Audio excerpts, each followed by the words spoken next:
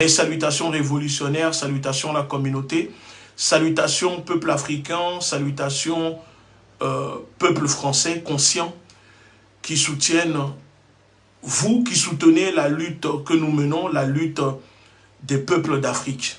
Et ceux qui ne le font pas encore une fois, je lance un appel à la solidarité pour la lutte que mènent les populations africaines, la lutte émancipatrice, libératrice que mènent les peuples d'Afrique. Nous vous invitons à les soutenir, parce que si la nation africaine est libre, si la nation africaine se libère, vous le savez que la nation européenne et les Français seront libérés aussi de l'oligarchie, de cette élite française, une prostituée qui vend sa population, comme vous le savez, à l'oligarchie anglo-américaine. Alors c'est très important d'articuler les luttes, parce qu'aujourd'hui, les peuples sont opprimés sur la plupart des continents, que ce soit l'Afrique, l'Amérique latine, mais aussi l'Europe. Et donc articuler la lutte pour ceux qui veulent se libérer, et aussi, ça fait partie de notre lutte. Bon, la nouvelle qui vient de tomber, comme vous pouvez le voir sur le titre, est que le Conseil de sécurité de l'ONU annonce une réunion d'urgence sur demande du Mali, c'est-à-dire l'État malien, concernant les accusations de financement du terrorisme contre la France. Entre parenthèses, les gouvernements français. Il y a quelques semaines, on a vu passer sur les médias mensonges la nouvelle comme quoi le Mali, l'État malien, accusait la France de financer le terrorisme et de renseigner les terroristes au Mali. Alors beaucoup de personnes, ces personnes que je qualifie d'agents de l'oppression impérialiste, ou si vous voulez, vous pouvez les appeler, ce que vous appelez les agents de relations publiques. Vous voyez, ces personnes qui sont chargées de bien faire véhiculer la propagande, les manipulations des gouvernements occidentaux, de l'oligarchie sur la masse populaire, que vous appelez agents de relations publiques, au sein des médias, mais que moi j'appelle agents de l'oppression impérialiste. Et donc, quand le Mali avait accusé la France, il y a quelques semaines, de financer le terrorisme et de renseigner les groupes terroristes qui déstabilisent le Mali, qui s'en prennent aux populations, aux civils, il y a eu, comme d'habitude, un rejet directement de Paris à travers ces canaux qui sont les médias de propagande, RFI, France 24, TV5, la plupart de ces médias qui sont financés par l'État français. C'est ce que j'appelle la géopolitique de l'émotion. Parce que pour faire comprendre à sa population que non, ce n'est pas possible, l'État français ne peut pas financer le terrorisme, puisque l'État français occupe les pays africains au nom de la lutte contre le terrorisme. Alors comment voulez-vous que l'État français puisse financer et renseigner les terroristes que l'armée française est censée combattre? Beaucoup de personnes alors se sont un peu moquées de l'État malien, ou comme d'habitude sur les réseaux, ont préféré insulter ou dire que l'État malien fait du populisme et que ce n'est pas possible, que ce n'est pas vrai. Ils n'ont pas cherché à comprendre si cela est vrai ou attendre de voir les preuves que le Mali détient et que le Mali est prêt à présenter à l'ONU. Tout de suite, les médias comme RFI n'ont pas hésité à commencer à faire des articles pour dire la junte malienne accuse la France de financer et de renseigner le terrorisme. Et voilà que maintenant, aujourd'hui, à force de persévérance, à force d'insister, l'ONU n'a pas le choix que de convoquer un conseil de sécurité en toute urgence pour traiter de dossiers maliens.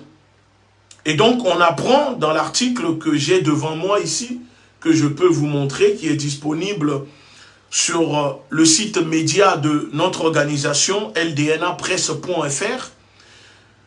Il y a écrit que lors du renouvellement de mandat de la mission des Nations Unies dans le pays, en juin dernier, les conditions d'exercice de la MINUSMA avaient soulevé un certain nombre d'insatisfactions, à la fois côté onusien et côté malien.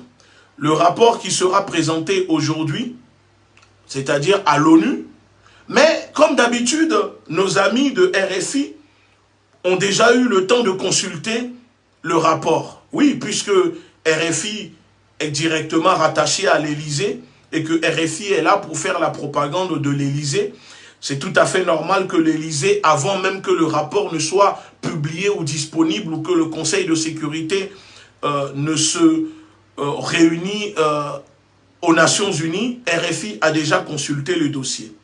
Et donc RFI nous fait comprendre que les accusations portées par les autorités maliennes de la transition contre la France depuis le mois d'août, en disant que le Mali promet de révéler des preuves sur un soutien de la France au groupe djihadiste. Pour une fois, ils ne disent plus terroristes, mais djihadistes. Et donc RFI nous dit dans son article que, à ce sujet, le ministre malien des Affaires étrangères affirme disposer de, je cite, plusieurs éléments de preuve montrant que la France arme et renseigne les groupes djihadistes au Mali. C'est ce qu'ils écrivaient le 15 août dernier dans une lettre adressée directement au président du Conseil de sécurité de l'ONU. Là, je viens de vous lire l'article. Vous voyez ce que je viens de dire? Normalement, quand le Mali avait révélé, avait dénoncé, en disant de tenir des preuves contre la France, que le gouvernement français finance des terroristes au Mali, normalement, cela aurait dû interroger l'opinion française, la société civile française, mais également les médias en France. Mais ce qui s'est passé, c'est que tout de suite, les médias ont commencé à diaboliser l'État malien, dire que la junte militaire accuse. On a vu plein d'articles avec le titre « La junte militaire accuse la France de financer le terrorisme au Mali ». Alors, la technique que vous devez comprendre dans cette propagande, parce que oui, c'est une propagande, c'est de l'information propagandiste. Vous savez, à force de répéter des mensonges plusieurs fois, ça devient une vérité dans la tête de la masse populaire.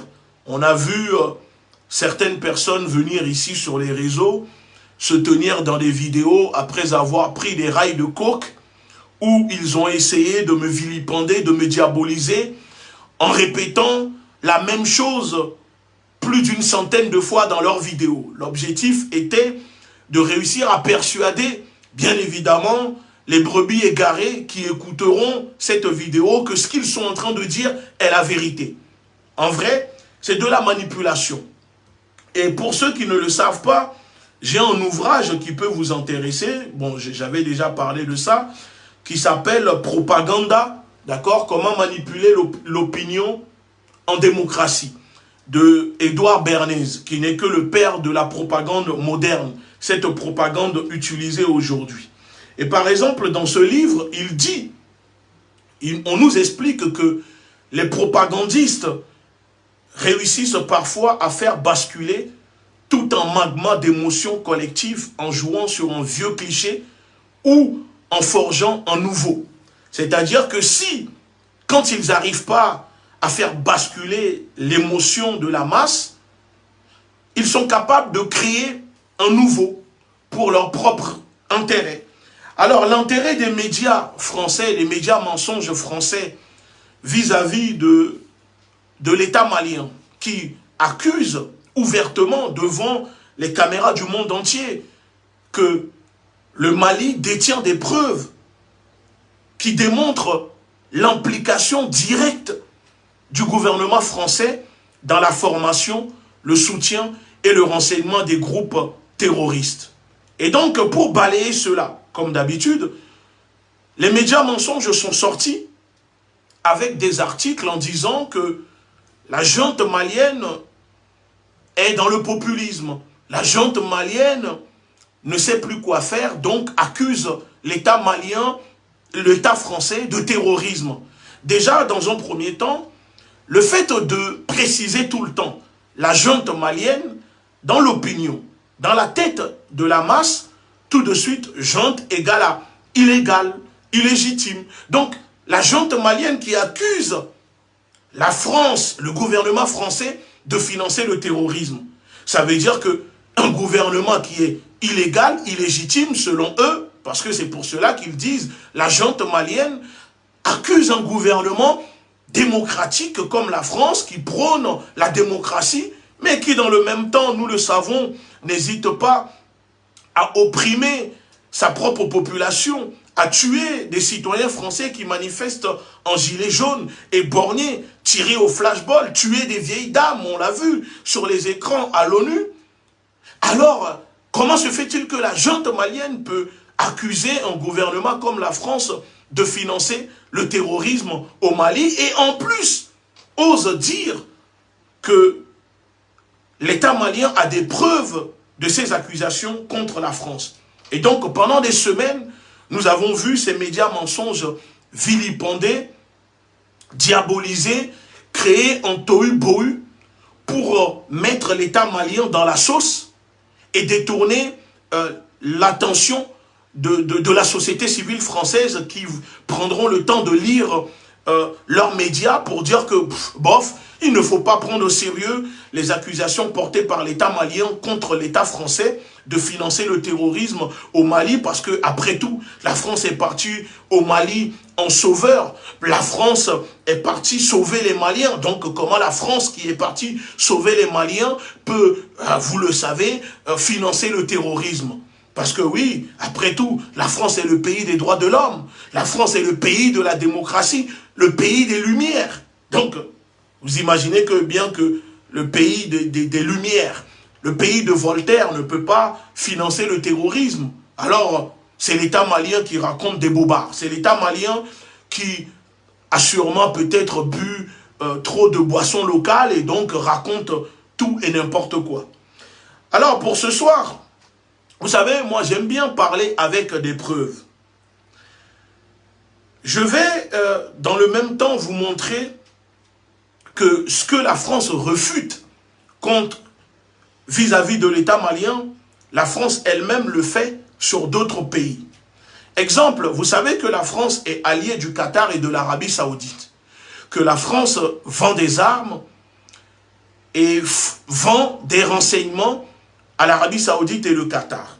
Alors, j'ai retrouvé une vidéo, c'est un article, où je peux lire, dans le même temps, même si la France, vous savez, refute que le Mali l'accuse de financer le terrorisme, mais je tiens encore à le rappeler que les deux pays les plus gros financiers du terrorisme en Afrique et dans le monde, c'est l'Arabie Saoudite et le Qatar. Ce n'est pas moi, je ne suis pas en train de l'inventer.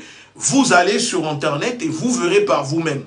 Alors, si la France prétend lutter contre le terrorisme, comment se fait-il que la France est dans le même temps alliée des deux pays plus gros financiers du terrorisme dans le monde, qui est l'Arabie Saoudite et le Qatar, et que la France n'hésite pas à fermer même les yeux sur les assassinats des journalistes par l'Arabie Saoudite au sein du consulat de l'Arabie Saoudite et le financement du Qatar qui finance les groupes terroristes.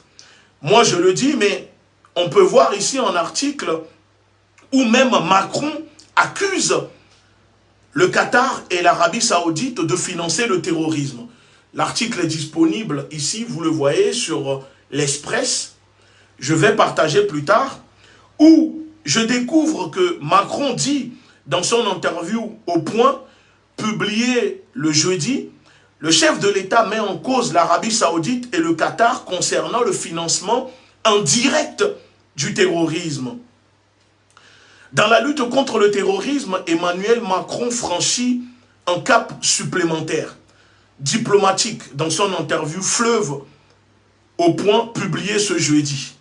Alors que les dirigeants politiques français prennent soin de ménager les pétromonarchies du Golfe, parce que oui, ils ont besoin du pétrole, de l'hydrocarbure, ça c'est tout à fait normal, alors on ferme les yeux, notamment le Qatar, accusé par certains pays, dont les États-Unis, de financer le terrorisme. Ah, je suis encore heureux, ça veut dire que là, vous voyez, je ne suis pas en train de l'inventer en disant que les deux pays les plus gros financiers du terrorisme, c'est bien l'Arabie Saoudite et le Qatar. Le chef de l'État français met en cause l'Émirat. Idem pour son très fermé voisin, l'Arabie Saoudite, comme l'a souligné ce jeudi matin le chroniqueur de France, Jean-Michel Apathy. Et alors je me suis dit, tiens, la France, le président Emmanuel Macron illégitime, rejeté par la majorité du peuple français, le dictateur Macron qui n'hésite pas à faire taper sur les Français qui dénoncent sa politique sociale, accuse l'Arabie Saoudite et le Qatar de financer le terrorisme, mais aucun moment je n'ai retrouvé sur les réseaux, dans la presse, dans les médias mensonges français, rejetant ou disant que l'État français, Macron, serait en train de mentir ou que c'est, comment dire, de la diffamation et que c'est du n'importe quoi les propos tenus par Macron. Non, au contraire, on voit tout de suite nos amis journalistes bobo-gauchistes centralisés des centres-villes en France qui ne mettent jamais les pieds dans les pays en guerre ou sur le terrain, mais qui sont les agents de l'oppression impérialiste des gouvernements qui se chargent de bien faire véhiculer la propagande du gouvernement. Alors, écoutons ici ce que déclare notre très cher ami bobo-gauchiste journaliste Jean-Michel Apathy. On écoute. Emmanuel Macron dit, aucune autorité politique ne l'avait jamais dit à mon avis, que l'Arabie Saoudite et le Qatar ont financé le terrorisme. Alors ça, c'est pas rien, et on aimerait, Monsieur Macron, venir ici un matin, que vous nous expliquiez davantage ce que vous vouliez dire. Emmanuel Macron dit, aucune vous voyez, on voit que le journaliste demande à Macron de venir clairement s'expliquer sur ses propos quand il accuse l'Arabie Saoudite et le Qatar de financer le terrorisme. Bon, jusqu'à maintenant, vous savez, Macron ne s'est pas expliqué et n'a pas tenu à s'expliquer plus parce qu'il ne faut pas froisser le voisin, il ne faut pas froisser ses alliés qui est l'Arabie Saoudite et le Qatar parce que en plus maintenant que la Russie a coupé la pompe énergétique pour l'Europe, si en plus on froisse encore l'Arabie Saoudite et le Qatar, vous imaginez bien que ici, là, l'hiver qui arrive, les Français seront gelés comme des tilapias dans des cartons de froid et donc il vaut mieux ne pas trop les froisser. Donc Macron n'a pas voulu s'exprimer là-dessus pour dénoncer ses propos. Et donc, pourquoi dans le même temps? Alors revenons maintenant au sujet, parce qu'on était en train de parler du Mali. Pourquoi maintenant dans le même temps, quand le Mali accuse la France de financer le terrorisme, on voit que les médias comme Jean-Michel Apathy en premier, met en doute les propos de l'État malien envers l'État français.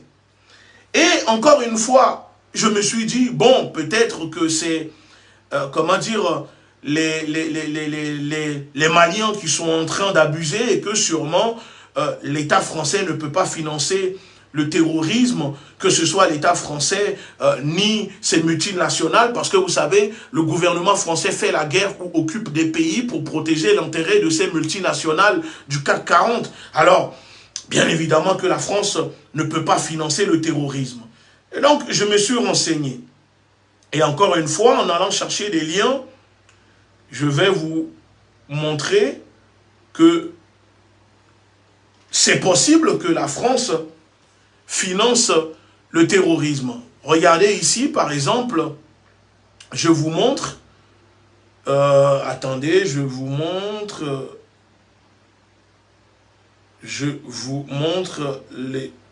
ici, on voit, d'ailleurs, il y a le procès en ce moment, je vais vous montrer que oui, que il y a des multinationales françaises soutenues par l'État qui financent le terrorisme.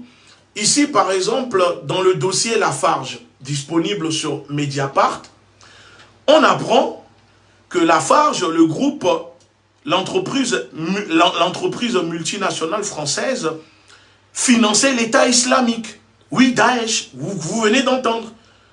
Une entreprise française appuyée par l'État français, puisque l'État français était au courant, les renseignements français étaient au courant, finançait le terrorisme en Syrie, finançait Daesh. Et on apprend que le leader mondial du ciment, le groupe Lafarge, a été mis en examen le jeudi 28 juin en tant que personne morale pour financement d'une entreprise terroriste, complicité de crimes contre l'humanité, violation d'un embargo et mise en danger de la vie d'autrui.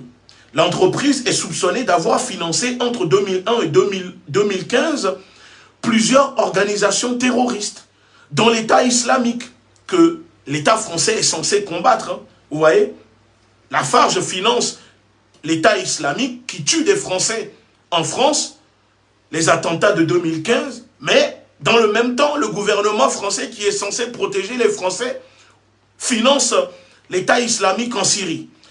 Alors, on apprend que plusieurs organisations terroristes, dont l'État islamique, dans le seul but de maintenir en activité une usine en Syrie. Ça veut dire que l'entreprise française finançait Daesh dans le seul but de maintenir ses activités en Syrie. Ça veut dire qu'il y a des populations qui se font massacrer, des civils qui se font tuer, des Syriens qui se font tuer.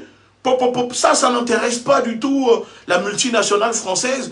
Tout ce qui l'intéresse, c'est de financer Daesh pour pouvoir continuer à se faire des super profits, continuer à faire de l'argent. Donc, on apprend que l'entreprise finançait le groupe terroriste et que, écoutez bien, le plus grave, l'État français était au courant de cette situation. L'État français était au courant et a même donné son feu vert à l'entreprise française qui finançait l'État islamique en Syrie. Alors pourquoi je vous parle de cela? Je vous parle de cela pour vous dire que quand on voit les réactions des médias mensonges, quand le Mali accuse le gouvernement français de financer le terrorisme au Mali, les réactions des médias mensonges, c'était comme si cela ne peut pas être possible, que l'État français ne peut pas financer le terrorisme, comme si ça n'a jamais existé, ou comme si ça n'existait pas. Alors que nous savons tous que le seul moyen pour les gouvernements occidentaux, notamment la France, d'occuper un pays, de vendre des armes, de vendre des solutions sécuritaires de lutte contre le terrorisme, est d'être soi-même le problème d'insécurité. On vient, on crée l'insécurité, et ensuite on vient occuper votre pays pour vous dire on est là pour lutter contre le terrorisme. Et donc, pourquoi RFI, France 24 et ces médias qui travaillent pour la propagande de l'État français ont mis en doute les propos de l'État malien qui accuse la France de financer le terrorisme? Alors, je vais vous montrer maintenant une autre vidéo. Une autre vidéo qui montre, par exemple, l'État français, l'armée française qui est partie au Mali, vous savez, soi-disant pour lutter contre le terrorisme.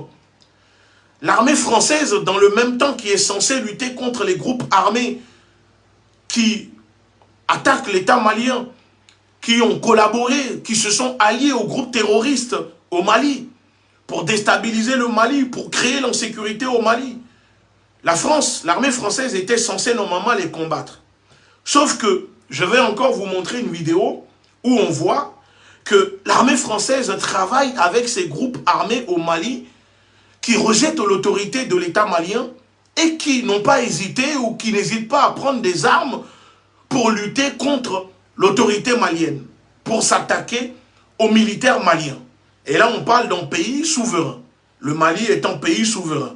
C'est comme si demain, le Mali envoie ses militaires en France pour venir lutter contre le terrorisme en France, et on apprend que ces militaires en même temps vont protéger par exemple, des groupes armés en Corse, en Normandie ou en Bretagne ou en Alsace, par exemple, qui veulent remettre en cause l'autorité de l'État français. Alors que l'État français a mis ces groupes sur liste de groupes terroristes. Comment c'est possible? Alors ici, regardez, je vous montre une petite vidéo, parce que je pense que j'ai déjà partagé la vidéo sur Facebook. Pour ceux qui cherchent la vidéo, elle est disponible sur Facebook. Ici, je vous montre direction le centre-ville. Je vous montre une vidéo publiée par France 24 où on voit clairement le malaise entre les militaires français qui refusent que France 24 ne montre la connivence entre l'armée française et les groupes terroristes rebelles qui ont pris les armes avec les groupes d'Al-Qaïda, de Daesh pour lutter contre le peuple malien. On y va. Nouvelle patrouille. Direction le centre-ville. C'est notre poste. On pose plus là. L'armée française. À peine sortis de la base, nous retrouvons les Français, en pleine discussion avec des hommes du MNLA. Notre présence et surtout notre caméra dérange. Refus catégorique des Français d'être filmés. Ils choisissent de partir pour éviter de répondre à nos questions sur ces rencontres entre la France et ce mouvement indépendantiste Touareg qui a joué un rôle indéniable dans la dernière crise. Il y a des gens de MNLA au Kidal, et puis il y a l'armée tchadienne et l'armée française au Kidal, mais nous sommes tous là. Vous avez compris?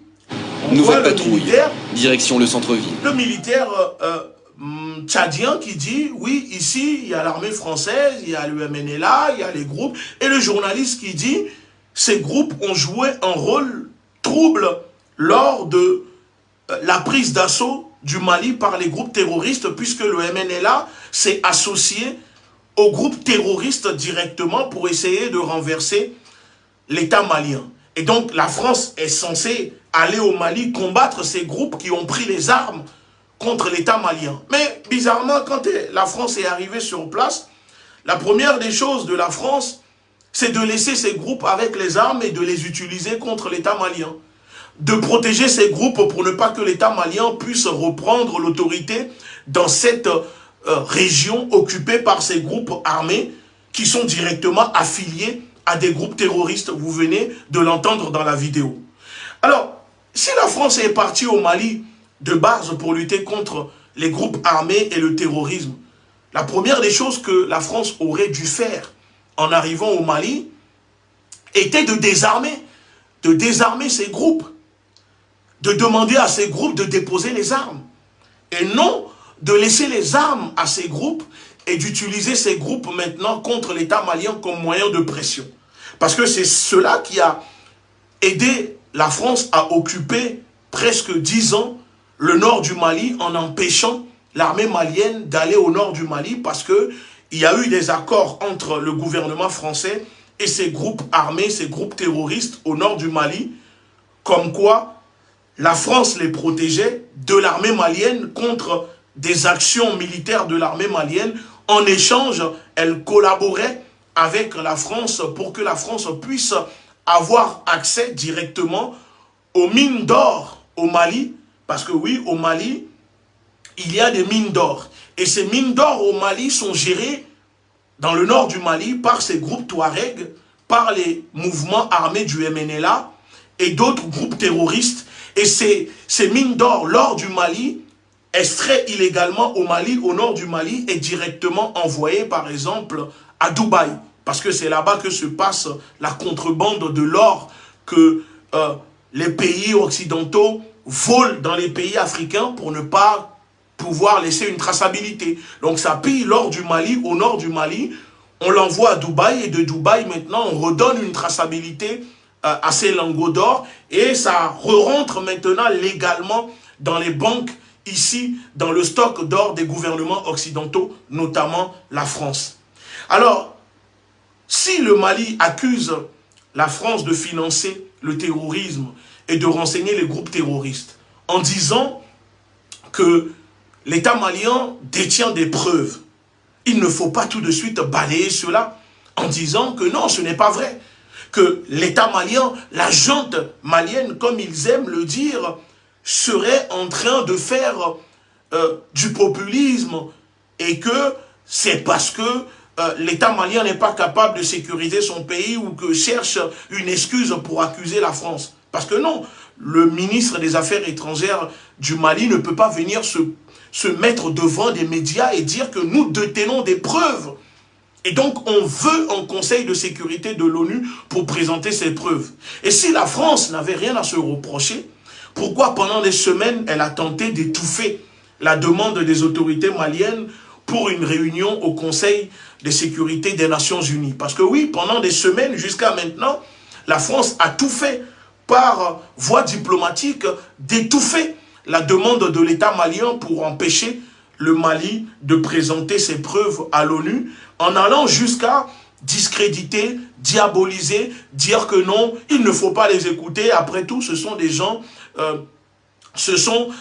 illégaux qui ont pris le pouvoir, parce que la junte malienne n'est pas reconnue par la junte française, n'est pas reconnue par le dictateur français Emmanuel Macron, mais paradoxalement, dans le même temps, Emmanuel Macron reconnaît la junte tchadienne après le coup d'état du fils Déby, après la mort du père Déby. Et on a vu Macron aller au Tchad s'asseoir pour introniser le coup d'état du fils Déby après la mort, l'assassinat par la France de son père au Tchad. Alors, dans le même temps, si on traite le Mali de junte malienne, pourquoi les médias ne réservent pas les mêmes traitements à la junte tchadienne, par exemple, dirigée par le fils Déby, qui vient de prolonger de 2 ans encore sa présence à la tête du pouvoir au Tchad. Et on n'a pas vu la diplomatie française critiquer cela, ou mettre des sanctions, ou menacer le Tchad de sanctions à l'ONU. Non, non, non, non. Tout se passe normal. Mais quand c'est au Mali où les militaires qui sont au pouvoir disent, mais attendez, à un moment, stop. On veut maintenant nous-mêmes défendre notre pays. On veut maintenant régler nos problèmes, on n'a plus besoin de vous. Quand on voit que le peuple malien, dans sa majorité, demande le départ de l'armée d'occupation française et humilie l'ambassadeur Joël Meyer, l'ambassadeur néocolon Joël Meyer à Bamako, alors là, il y a un problème. La France n'est pas d'accord, le gouvernement, la diplomatie française n'est pas d'accord. Ça veut dire que pour l'État français, il existe une junte légitime qu'on peut soutenir, et dans le même temps, il y a d'autres juntes qu'on ne soutient pas, parce qu'ils ne veulent pas accepter notre agenda politique dans la sous-région. Et ce n'est pas fini. On découvre encore que j'ai fait des recherches et je suis tombé sur un rapport publié sur Internet, un rapport de 52 pages, pour ceux qui sont intéressés. Je vais demander à mon équipe de publier ce rapport-là sur la vidéo.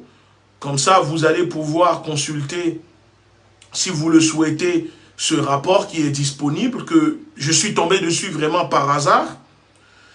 Et on voit dans ce rapport que on indique clairement que oui, il y a des pays occidentaux, notamment des entités en France. L'entité française finance le terrorisme en Afrique de l'Ouest. Regardez le rapport. C'est un rapport de 52 pages. Il est là. En plus, avec le logo de la CEDEAO, c'est la CEDEAO qui a demandé, c'est l'agence Gafi, rapport Gafi, financement du terrorisme en Afrique de l'Ouest. Regardez, qui est disponible ici. Normalement, ça a été partagé sur le lien, vous pouvez le voir. Et quand j'ai parcouru ce rapport, c'est un rapport de 52 pages, on apprend notamment que les gouvernements de l'Afrique de l'Ouest le savent et sont au courant, dans ce rapport de 52 pages, que ces groupes terroristes sont souvent financés en plus par les gouvernements occidentaux, c'est-à-dire le gouvernement français, qui procède à ce que j'appelle le management de la terreur. Vous savez, pour ceux qui ne connaissent pas le management de la terreur, allez sur Internet, il y a un ouvrage là-dessus qui explique clairement ce que c'est que le management de la terreur.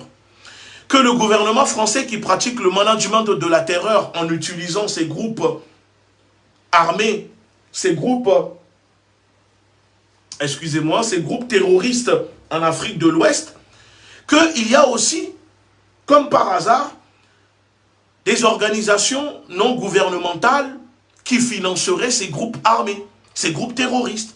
Que souvent, ces groupes terroristes, le fonds, l'argent de ces groupes terroristes transite des fois par des organisations non gouvernementales. Et devinez quoi, par hasard, ces organisations, ce sont des organisations qui appartiennent aux États occidentaux, notamment à l'État français. Je vous invite vraiment à cliquer sur le lien, c'est un rapport de 52 pages. Je sais qu'il y a des gens qui n'aiment pas lire, mais ça vaut la peine, ça vaut le coup de prendre le temps de lire un peu, de parcourir ce rapport, et vous allez comprendre que en réalité, les pays africains, notamment le Mali, le Niger, le Burkina, le Togo, le Bénin, ces pays qui sont touchés par le terrorisme, savent bien évidemment qui sont et qui est la source du problème. Mais puisque ce sont les gouvernements occidentaux et que ces gouvernements n'ont pas le courage, la plupart sont des poubelles politiques qui sont à la tête de ces pays, ne peuvent pas les dénoncer, alors beaucoup préfèrent fermer la bouche. Beaucoup préfèrent se taire. Beaucoup préfèrent subir les assauts de ces groupes terroristes managés par les services de renseignement depuis l'Élysée, depuis le Quai d'Orsay, pour déstabiliser leur pays. Parce que c'est le contrat. Voilà. Et si vous n'êtes pas d'accord, si vous n'êtes pas content, on vous tue ou vous allez sauter. Donc, dans le rapport, on découvre par exemple que les méthodes utilisées par les terroristes et groupes terroristes pour collecter, transférer et utiliser des fonds pour leur activité. Approfondir la compréhension des méthodes techniques, blablabla. Et on voit que ces groupes utilisent des fonds qui transitent, oui, par des organisations non gouvernementales, des ONG françaises, américaines et notamment italiennes, et on voit aussi canadiennes. Voilà, que ces groupes touchent des fonds et prennent des fonds à travers ces ONG. Et que les pays qui sont touchés directement par ces zones, on le voit, que c'est le Burkina Faso, le Mali, le Niger, le Nigeria, et que il y a le Sénégal qui a été sélectionné, par exemple, pour étudier ces mouvements au niveau de l'Afrique de l'Ouest. Mais surtout, dans ce rapport de 52 pages, que j'ai pris le temps de lire, le rapport, il est devant moi, que j'ai pris le temps de lire, le rapport est disponible sur le direct. Pour les personnes qui veulent consulter ce rapport, le lien a été partagé sur la vidéo. On découvre que, par exemple, que les groupes soi-disant terroristes qui attaquent le Mali ou le Burkina Faso, on découvre que ces groupes, par hasard, occupent, comme par magie, les zones où se trouvent des exploitations d'or. Vous comprenez ou pas? Ces groupes terroristes ne prolifèrent que dans les zones où il y a l'exploitation de l'or. Mali, Niger. Et je suis allé sur Internet pour vérifier cela. Je vous montre une vidéo, ne bougez pas. Je vous montre une vidéo. En faisant mes recherches, je tombe sur une vidéo, un reportage publié par Arte et qui montre, qui confirme le rapport que j'ai consulté. De comprendre comment.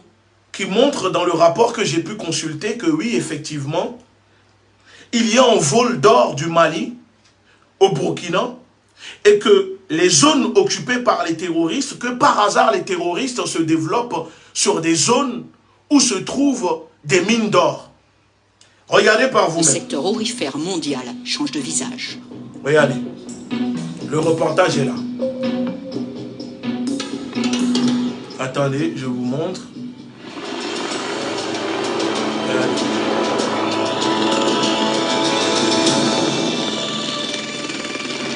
Une autre enquête commence en Afrique du Sud, Non, où la pas en chasse aux Afrique du exploitants Sud. Attendez. illégaux d'or are utilizing this. Pas en Afrique du Sud. Je vais vous montrer. Voilà. leur à Dubaï, mais ils affirment l'avoir acheté aux tournantes du trafic d'or du compte qu'un capital d'1 million de francs CFA. Modeste pour acheter pour plus Je vous montre. Désolé, hein, je suis en train de sélectionner CFA d'or. la partie. Regardez, Dans voilà. la capitale malienne, nous nous sommes dirigés vers le grand marché, où la société Sky Gold avait domicilié sa facture. Mais personne ici ne connaissait cette société. Son téléphone a été coupé. La ligne de votre correspondant est interrompue. Cette compagnie pourtant existe. Nous avons retrouvé son certificat d'immatriculation. Elle a vu le jour en 2014 avec un capital d'1 million de francs CFA. Modeste pour acheter pour plus de 2 milliards de francs CFA d'or.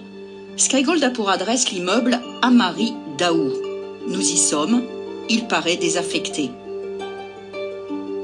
Mais tous les immeubles de ce type au grand marché abritent de très nombreux petits commerces. Il faut se faufiler jusqu'à l'étage pour trouver les comptoirs d'achat et de vente de l'or.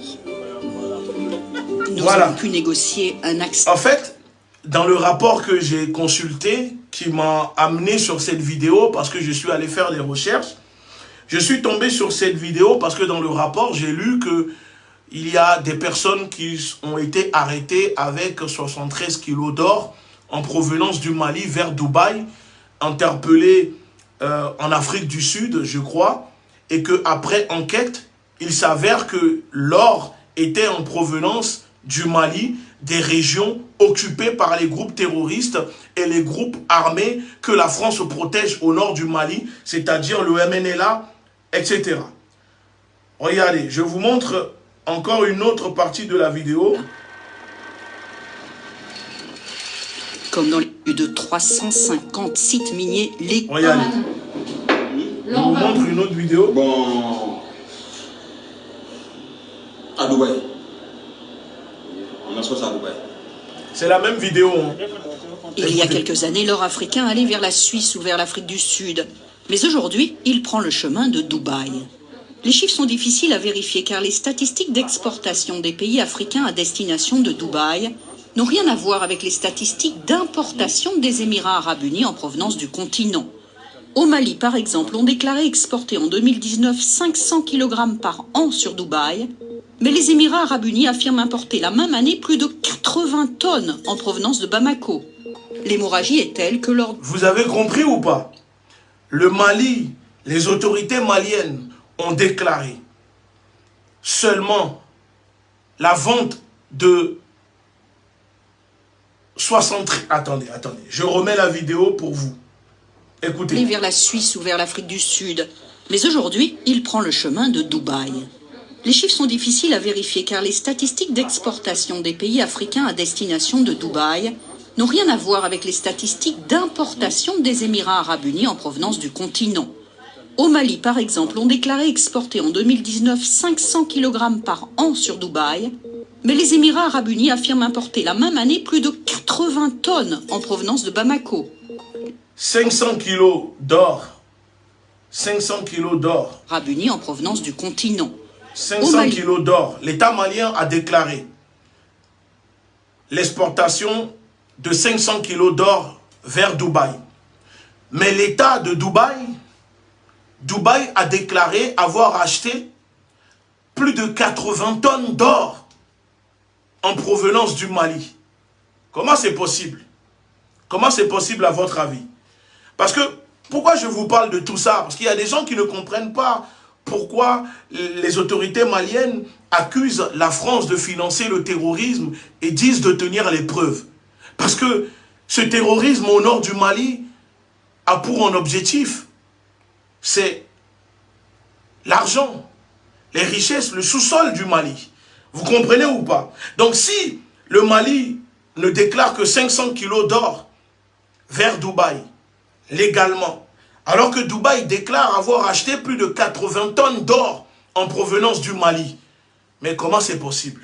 Alors écoutez, par exemple, on déclarait le reportage. exporter en 2019 500 kg par an sur Dubaï, Écoutez. mais les Émirats arabes unis affirment importer la même année plus de 80 tonnes en provenance de Bamako.